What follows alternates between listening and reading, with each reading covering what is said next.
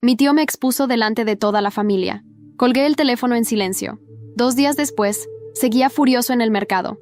Me llamo Ivana, tengo 28 años, y si le preguntaras a mi familia extendida cómo me describirían, probablemente dirían algo como la calladita o la sobrina que siempre está trabajando. Nunca he causado alboroto. Aparezco en los feriados, llevo una botella de vino, sonrío en medio del caos y me voy antes de que sirvan el postre. Así he sido durante años. Funciona. O bueno, funcionaba. Mi tío Darío acaba de cumplir 56. Es de esos que tratan cualquier reunión familiar como si fuera el evento principal. Le encanta tener audiencia, vive de la atención y siempre actúa como si fuera comediante, aunque nadie se ría. Cada familia tiene uno así. Él no solo organiza la cena de Acción de Gracias, la convierte en un show de variedades, entrega premios falsos, suelta chistes preparados burlándose de los demás, y de alguna forma siempre se salva diciendo que es solo una broma. El año pasado, en la cena, Darío pensó que era gracioso leer mi perfil de Bumble en voz alta en la mesa. Ni sabía que tenía acceso a eso. La verdad, hasta hoy no lo sé. Su hija, Fernanda, tiene 25 y se la pasa grabando todo. Lo encontró de alguna forma. Grabó toda la escena y la subió a TikTok. Me enteré porque un compañero de trabajo me preguntó si lo había hecho a propósito para hacerme viral. Me aguanté en el momento, pero apenas llegué a casa, le mandé un mensaje a Darío pidiéndole que borrara el video. Lo leyó y no respondió. 1 hora después, solo mandó un relájate y un emoji riéndose. Bloqueé a Fernanda. Silencié a casi toda la familia, calladita. Empecé a alejarme, sin peleas, sin drama, solo espacio. El cumpleaños de Darío se acercaba y ya le había dicho a mi mamá que no iba a ir. Me preguntó una sola vez, no insistió. Creo que entendió que había una línea que yo no quería volver a cruzar. Entonces, 2 días antes de la fiesta, Darío me llamó. Pensé que sería un intento de convencerme o hacer un drama de último minuto, pero contesté igual. Lo primero que le pregunté fue, ¿estoy en altavoz? Se rió. No, puedes hablar. Solo nosotros dos. Le creí. Entonces le hablé, tranquila y directo, sobre por qué no iba a ir. Le dije que no me gustó que me hiciera pasar por el chiste del año pasado, que me sentí humillada, y no solo por la cena. El video casi me mete en una conversación formal con recursos humanos porque llegó hasta un cliente. Le dije que no quería estar en un ambiente donde la gente no respeta los límites. Estaba a mitad de la frase cuando escuché una segunda voz, luego risas. Después alguien brindó y gritó, «Decile que está exagerando». No era altavoz, era micrófono. Había conectado mi voz al sistema de sonido de la fiesta. Al parecer, el brunch de cumpleaños ya había empezado. Unas 40 personas, entre familia y amigos, escuchando mientras yo pensaba que tenía una conversación privada. Colgué sin decir una sola palabra más. Nunca imaginé que una llamada telefónica pudiera desatar tanto caos. Aquel día, cuando colgué el teléfono en silencio, sentí que algo dentro de mí se rompía. No era solo la humillación de haber sido expuesta frente a toda mi familia, sino la traición de alguien en quien confiaba. Me llamo Ivana, tengo 28 años y vivo en Madrid. Siempre he sido la sobrina tranquila, la que trabaja sin descanso y evita el drama familiar. Pero todo cambió después de aquel cumpleaños de mi tío Darío. Darío siempre ha sido el alma de las reuniones familiares. Con sus 56 años, le encanta ser el centro de atención, haciendo bromas y organizando juegos ridículos. En la última cena de Navidad, decidió leer en voz alta mi perfil de una aplicación de citas frente a todos. No supe cómo reaccionar en ese momento, pero por dentro me sentí profundamente avergonzada. Su hija, Fernanda, de 25 años, grabó todo y lo subió a TikTok. El video se volvió viral, y un compañero de trabajo me preguntó si lo había hecho a propósito para ganar seguidores. Fue la gota que colmó el vaso. Decidí alejarme de la familia. Silencié los chats, bloqueé a Fernanda y me sumergí en mi trabajo. Pero el cumpleaños de Darío se acercaba, y aunque ya había decidido no asistir, él me llamó 2 días antes. Pensé que quería convencerme de ir, pero atendí de todas formas. ¿Estoy en altavoz?, pregunté.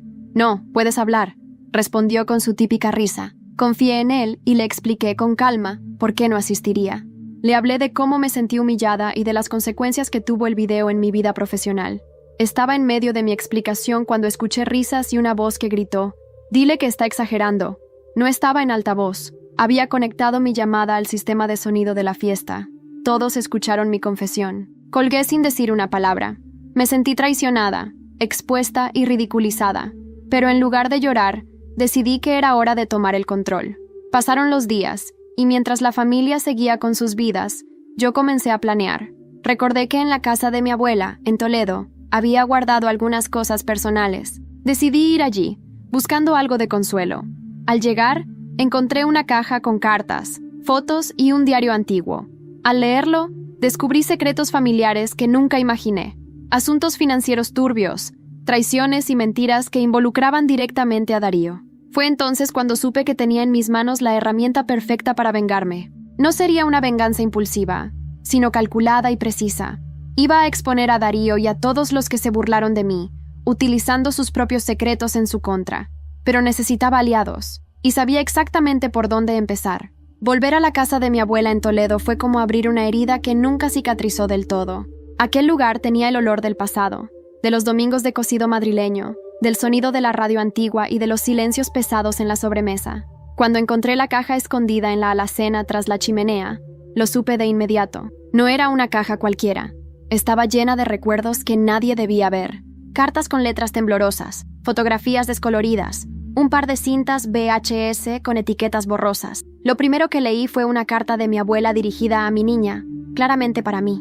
Decía, si algún día lees esto, es porque el silencio ya no es seguro. Siempre supiste observar, y en esta familia, a veces, observar es más valioso que hablar. Esa frase se me quedó grabada. Tal vez ella también supo lo que yo estaba viviendo, o lo vivió ella misma. Seguí leyendo. Entre las cartas, había una en particular que me dejó helada. Hablaba de una herencia que jamás llegó a sus destinatarios. Mencionaba a Darío, a negocios turbios, y a cómo él había manipulado papeles después de la muerte del abuelo, para quedarse con una parte de las tierras familiares que le correspondían a otros hermanos. Todo encubierto, todo bajo el manto del «soy el que se encarga de todo». No me sorprendía tanto que Darío fuera capaz de eso. Lo que me sorprendía era que nadie hubiese hecho nada, pero yo sí haría. Guardé la caja, la metí en el maletero del coche y volví a Madrid con un propósito claro. Pero antes, tenía que hablar con alguien, con mi prima Aitana. Aitana era la hija menor de mi tía Inés, la más invisible de la familia, casi como yo. Siempre estuvo a la sombra de Fernanda, su prima influencer, pero Aitana tenía algo que nadie sabía. Trabajaba en un archivo jurídico y era experta en rastrear documentos antiguos. Nos encontramos en un café en Lavapiés. Al verme, Aitana me abrazó como si llevase meses esperando esa llamada. «Ya era hora, Ivana. Pensé que te habías rendido con esta familia», me dijo, sonriendo con tristeza. Le conté todo. Lo del audio, lo de la fiesta, lo de la caja. No se sorprendió, solo asintió. ¿Sabes que mi madre lloró cuando vio ese vídeo en TikTok? No porque se riera de ti, sino porque reconoció la misma humillación que vivió años atrás con Darío, dijo, bajando la mirada. Pero no se atrevió a decir nada. En ese momento supe que no estaba sola. Le pedí ayuda para investigar esos documentos, y Aitana aceptó sin dudar. Esa misma noche, empecé un perfil falso en TikTok. No era una cuenta con mi cara ni mi voz. Era algo más sutil. Se llamaba A Verdades en Familia. El primer vídeo fue simple. Una imagen de una carta antigua con la frase «¿Qué pasaría si alguien supiera todo sobre tu familia? Hasta lo que tú no sabes». En menos de 12 horas, ya tenía 12,000 visualizaciones. Pero lo más inesperado fue el mensaje que recibí al día siguiente en esa cuenta anónima. Un mensaje de Fernanda. ¿Tú eres la que está detrás de esto? Porque si lo eres, tenemos que hablar. Sé cosas de papá que no te imaginas. Lo que decía no era una amenaza. Era miedo. Y curiosidad. Y quizás, culpa. No contesté enseguida al mensaje de Fernanda. Lo dejé ahí, latiendo como un corazón inquieto en la bandeja de entrada, mientras pensaba. Siempre fue impulsiva, una niña malcriada, acostumbrada a salirse con la suya a base de sonrisas y seguidores. Pero aquel mensaje no sonaba a amenaza, sonaba a miedo genuino. Finalmente, después de una noche en vela, decidí responder. No directamente, no era estúpida.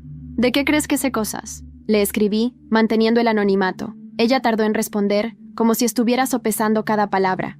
De los negocios de mi padre, y de otras cosas que, si salen a la luz, lo destruirían. Perfecto, pensé. Eso era exactamente lo que necesitaba. Quedamos para encontrarnos en un parque discreto de Chamberí. Yo llevé gafas de sol, gorra y una chaqueta ancha. No podía arriesgarme a que me reconociera al primer vistazo. Si Fernanda hablaba, tenía que ser porque quería, no porque se sintiera presionada. La vi llegar, más delgada de lo que recordaba, con el rostro desencajado y nervioso. Parecía otra persona. La típica influencer caída en desgracia que trata de reconstruir su vida a pedazos. Se sentó en el banco de al lado, mirando hacia el frente. No sé quién eres, pero sé que sabes algo. Y yo también, empezó a decir bajando la voz. Mi padre lleva años utilizando reuniones familiares para lavar dinero. Usaba a la abuela, ¿sabes? Puso propiedades a su nombre. Hizo movimientos bancarios a través de ella. Y después del funeral, manipuló los testamentos. La escuchaba sin moverme, dejando que se desahogara. Yo tragó saliva, visiblemente afectada. Yo encontré papeles en casa, contratos falsificados, firmas falsas. Pero si hablo, mi madre, mi hermano, todos podríamos quedar implicados. No sé qué hacer. Quería sentir compasión, de verdad quería. Pero en el fondo, sentía una especie de justicia poética en ver a Fernanda sufrir las consecuencias del mismo silencio que ella había alimentado. ¿Qué quieres a cambio?, pregunté, modulando mi voz para que no sonara como Ivana. Protección. Si todo estalla, necesito salir limpia. Y quiero algo más. Hizo una pausa. Quiero que hundas a mi padre, pero sin arrastrarme contigo. Me dejó allí, sin esperar respuesta, como si confesarse hubiera sido suficiente para liberarla. Cuando regresé a casa, me senté frente al portátil con las manos temblando. Tenía pruebas antiguas en las cartas de mi abuela. Ahora tenía pruebas recientes gracias a Fernanda. Solo necesitaba juntar las piezas. Llamé a Aitana. ¿Puedes conseguirme información sobre sociedades opacas a nombre de Darío? Especialmente movimientos entre 2012 y 2020. Eso es muchísimo trabajo, dijo ella. Pero sí, por ti, sí. Colgué sintiéndome más viva que nunca. Era la primera vez en años que no sentía miedo, ni pena. Sentía algo distinto. Poder. A la mañana siguiente, subí un nuevo vídeo en el perfil falso. Esta vez era una fotografía editada de una reunión familiar, con los rostros difuminados y una pregunta provocadora.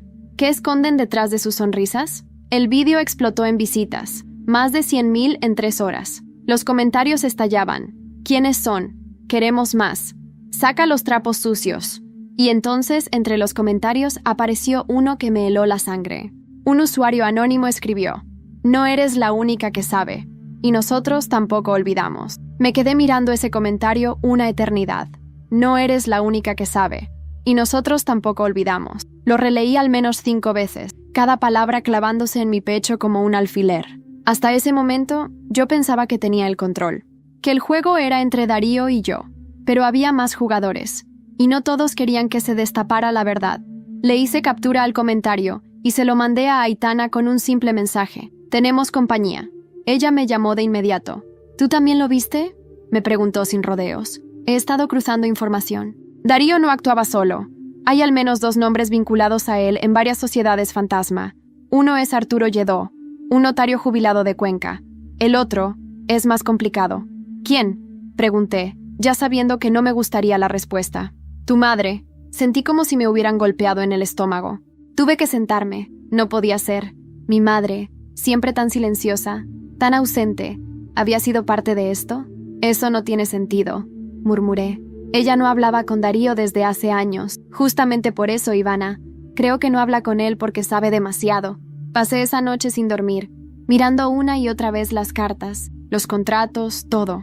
Y me di cuenta de algo que no había notado antes. Había una carta de mi abuela dirigida a mi madre. En ella hablaba de un préstamo, de un favor que Darío les pidió cuando aún estaban jóvenes. Algo sobre un terreno en Guadalajara que nunca fue registrado oficialmente. Todo estaba ahí, solo que yo no había querido verlo. A la mañana siguiente, fui a casa de mi madre. Necesito hablar contigo, le dije sin rodeos. Me miró como si esperara ese momento desde hacía mucho. No me ofreció café. No hubo abrazos. Solo se sentó, cruzó las manos sobre la mesa y dijo: ¿Lo has descubierto? ¿Desde cuándo lo sabes? Desde siempre, respondió mirando al suelo.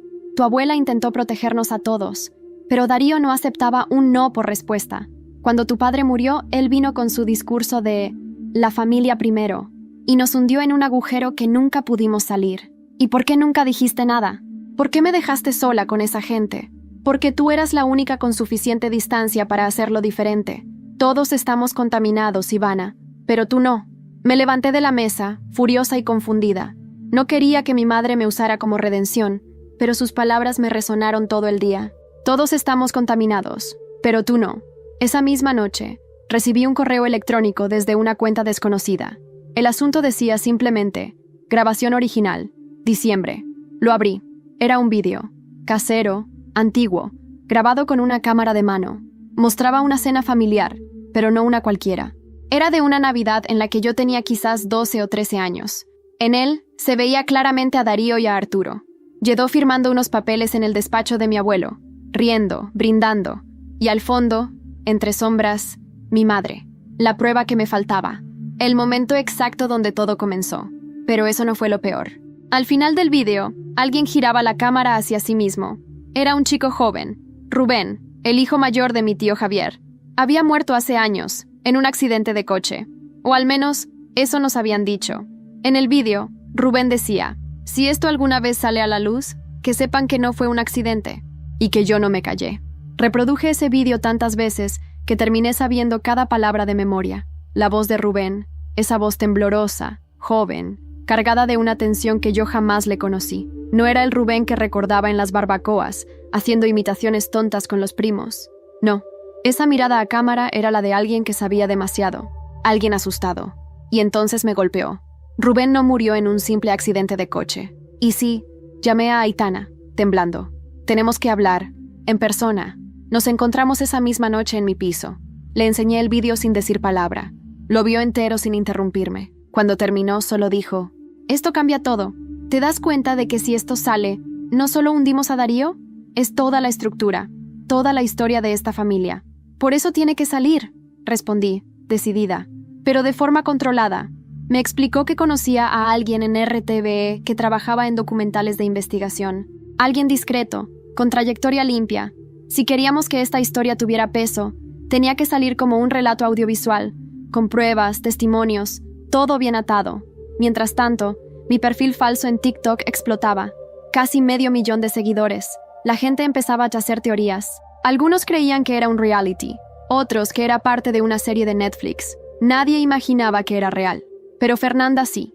Me mandó otro mensaje. Mi padre está sospechando. Hoy me gritó por algo que nunca le dije. Alguien le está contando cosas. ¿Confías en Aitana? Mi sangre se congeló. ¿Aitana? ¿Podía ser? Decidí ponerla a prueba. Le dije que tenía otra cinta, una con el nombre Barcelona, 2006. Era mentira, pero lo solté como al pasar. Aitana se quedó callada por un segundo. ¿Barcelona, dices? Qué raro. Nunca oí hablar de eso. Perfecto. Al día siguiente, Fernanda me confirmó que Darío la había llamado hecho una furia, que quería saber qué teníamos sobre el viaje a Barcelona. Traición confirmada. Me dolió. No voy a mentir. Aitana había sido mi única aliada durante semanas. Habíamos llorado juntas, reído juntas, compartido miedos, pero su lealtad era selectiva. Y eso, en este juego, era una sentencia. Decidí jugar sucio, como ellos. Esa misma noche, subí un nuevo vídeo, una imagen en blanco y negro de la cara de Rubén, con una cita textual de su grabación. Si esto alguna vez sale a la luz, que sepan que no fue un accidente. En menos de una hora, recibí un correo, esta vez con nombre y apellido. Soy Irene Lledó. Quiero hablar contigo. Mi padre y Darío arruinaron mi vida. No soy la única. Llámame. Tengo la lista de los que sabían. Una nueva pieza entraba en el tablero. Y por lo que parecía, no era un juego que yo pudiera controlar sola. El mensaje de Irene Lledó me dejó en un estado de alerta permanente. El apellido no era una coincidencia. Era la hija del notario, Arturo Lledó, el mismo que había aparecido en el vídeo con Darío. Pero más allá del nombre, lo que me inquietó fue cómo me encontró. No respondí de inmediato. Pasé la noche entera mirando su correo, investigando su perfil, sus redes. No tenía nada público, ni una foto, ni un comentario en años, como si hubiese desaparecido del mundo, como si la hubiesen hecho desaparecer. Finalmente, a las 3 de la mañana, le respondí con un número de móvil nuevo que había comprado exclusivamente para esta operación. Le pedí que nos viéramos en la Biblioteca Nacional, en una de las salas de estudio donde sabía que no habría cámaras. Discreción total. Irene llegó puntual. Morena, delgada, con una expresión de agotamiento en el rostro que solo tienen quienes han callado durante demasiado tiempo. Se sentó frente a mí sin quitarse el abrigo, como si estuviera lista para marcharse en cualquier momento. ¿Tú eres la del canal?, susurró. Asentí. No te voy a preguntar cómo conseguiste todo lo que sabes, pero quiero que sepas que no estás sola. Yo también viví en esa mentira. Le pedí que me contara. No quería empujarla, pero algo en sus ojos decía que lo necesitaba, que llevaba años con esa historia atorada en la garganta. Mi padre y Darío eran inseparables, socios, confidentes, incluso se llamaban hermanos de sangre. Pero lo que hacían no era solo fraude, era algo más sucio. Compraban propiedades embargadas a través de testaferros, lavaban dinero de gente muy peligrosa. Había hombres, políticos, policías, hasta un juez de menor rango en Toledo. Todo en silencio, todo bajo favores. ¿Y tú cómo entraste en esto? Porque un día escuché demasiado, susurró, bajando la mirada. Tenía 17 años. Oí a mi padre discutir con Darío sobre Rubén. Decían que estaba amenazando con contar todo, que ya no se podía controlar. Mi padre no quería hacerle daño, pero Darío tenía otros métodos. Me paralicé. Todo encajaba. ¿Estás diciendo que...? No puedo afirmarlo. No tengo pruebas, pero Rubén murió 2 semanas después de esa conversación, y la policía cerró el caso en menos de 48 horas, sin peritaje, sin análisis. Nada. Y desde ese día, mi vida se fue a la mierda. Irene me mostró una libreta pequeña, desgastada. Tenía nombres, fechas, montos, todo escrito con una letra meticulosa. Era como un diario de su padre, pero redactado por ella. Una reconstrucción de los movimientos sospechosos, con conexiones, siglas y datos. Todo esto lo copié antes de huir de casa. Llevo 5 años escondida. Cambié de nombre, de ciudad, pero cuando vi tu vídeo, supe que alguien más estaba intentando hacer justicia. La abracé. No lo planeaba. Simplemente lo hice. Sentí que compartíamos el mismo dolor, el mismo silencio heredado. Esto puede ser el inicio del fin para ellos, le dije. Ella sonrió, por primera vez en toda la conversación. Entonces hagámoslo bien. Yo tengo las pruebas. Tú tienes la voz. Esa misma tarde, recibí una llamada del periodista de RTVE que Aitana me había recomendado. Se llamaba Eloy Menéndez. Voz grave, pausada. No parecía alguien fácil de impresionar. Pero cuando le conté que tenía documentos, grabaciones y un testimonio que vinculaba a un notario, a un empresario y a una posible muerte encubierta, su tono cambió. «Necesito verlo cuanto antes», me dijo. «Pero si es tan grande como suena, no podrás parar esto una vez que empiece». «No pienso pararlo», le respondí. Colgué, y justo en ese momento me llegó un mensaje anónimo. Solo decía, «Deja de excavar, o te enterrarás con ellos». El mensaje anónimo me dejó fría. No por el contenido en sí. Amenazas ya no me sorprendían, sino por el momento en que llegó, justo cuando por fin sentía que algo avanzaba, que no estaba sola, que podía romper el ciclo. Me sacudió el alma pensar que aún había alguien, en las sombras, observando cada paso mío.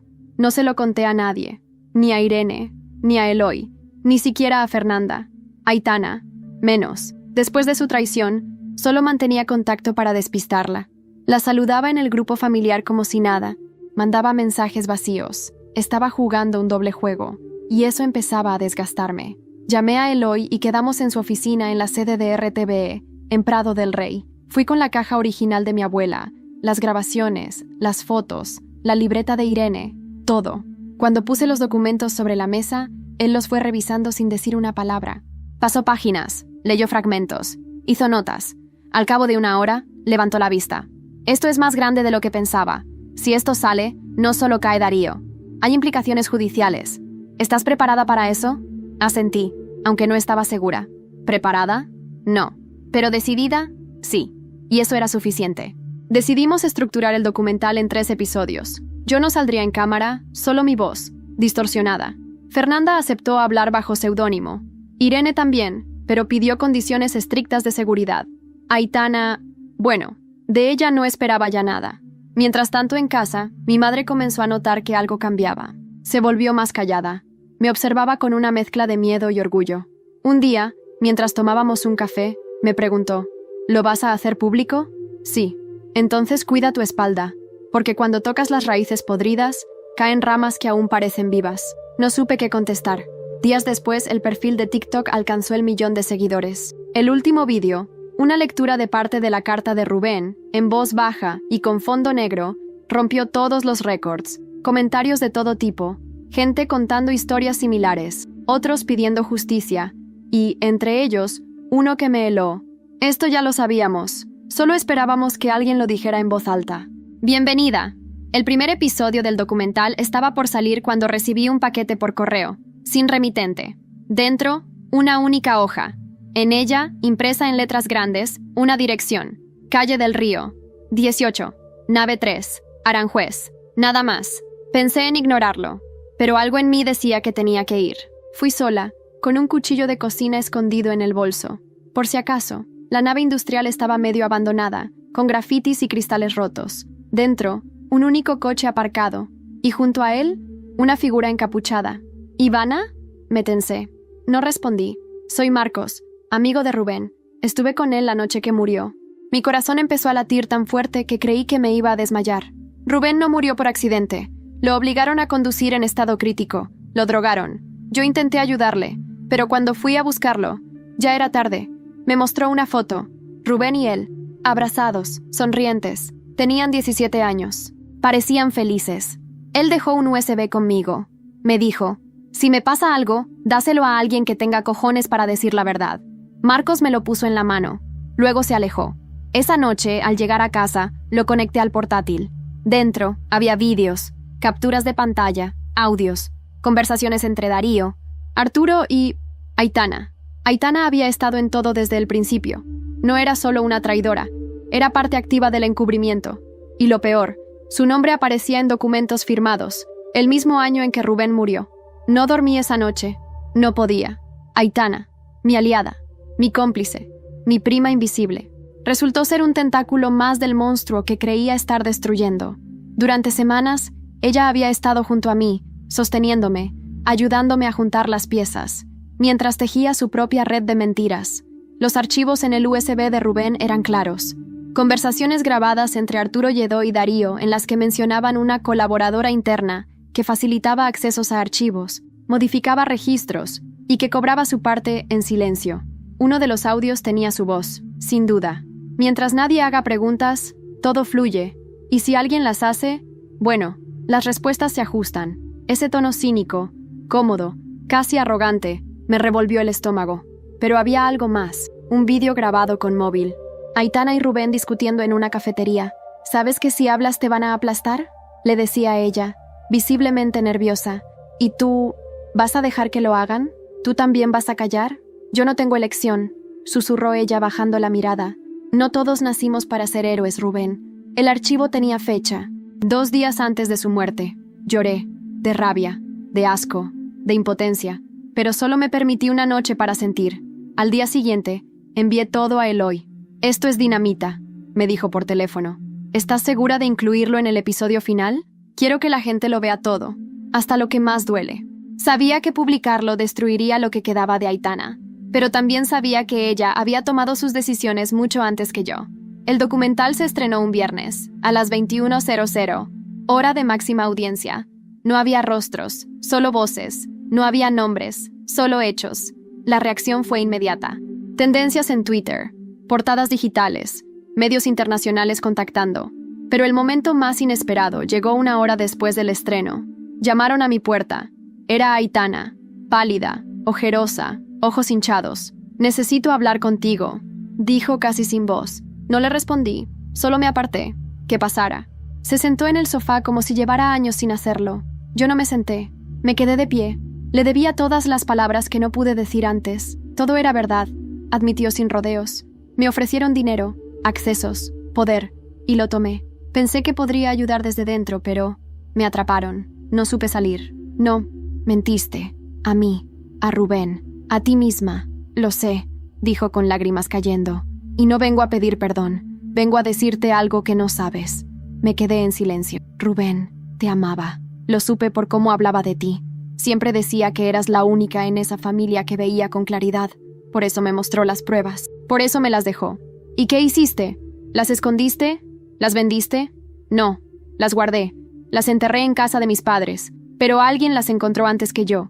Alguien que también quiere que esto se acabe. ¿Quién? Tu madre. Sentí como si me empujaran al vacío. Mi madre.